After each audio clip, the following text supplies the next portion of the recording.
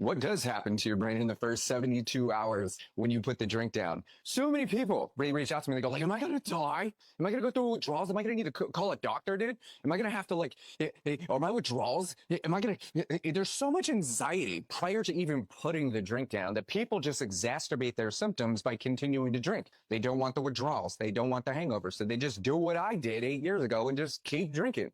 Continuing to attempt to solve the potential problems with the thing that causes the actual problems only raises the risk of having the problems you're trying to get rid of with the thing that causes the problems. That's the cycle, dude. But within the first 3 days, this is what happens to most people. Dude, you stop being so numb, okay? So here's what happens. You start to feel those feelings again. You know those things you've been running from? You don't drink because you don't care. You drink because you don't want to care. You think we want to care about the crap that bugs us? No, you don't want me to feel bad. That's why I'm drinking, right? But when I put that drink down, all those thoughts that I thought weren't there, or at least I was aware of the fact they were not noticeable, start to creep back in, which means I start to feel just like the person that prefers to be numb.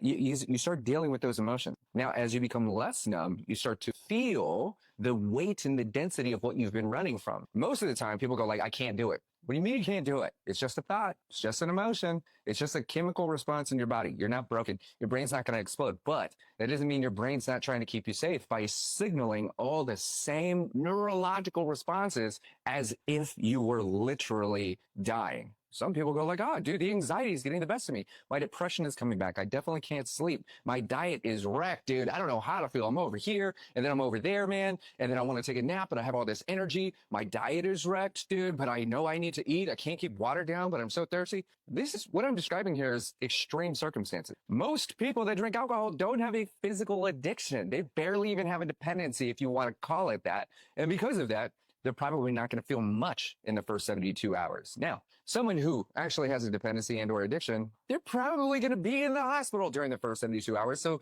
the symptoms are going to be very mild. Do you want to know why? Because they're under the supervision of a professional. They probably have some sedatives in them. They may not even feel the anxiety. They may just be totally cool during the detox process, which takes about 96 hours. The reason I say all of this is because most people are under the illusion that if they stop drinking, the whole world is going to collapse. I'm telling you, man, only 30% of people that drink at high risk are going to experience any type of symptoms that they may deem uncomfortable. Now, you may categorize yourself as an alcoholic because you like to drink every day. You've been drinking your whole life. You have a high tolerance, man. Everyone you know drinks, man. You prefer to drink alone and all the other things. None of that makes you an alcoholic. None of that means you have a dependency. So I'm telling you this, man. Don't be afraid of the first 72 hours. What you're feeling is proof that you're getting better.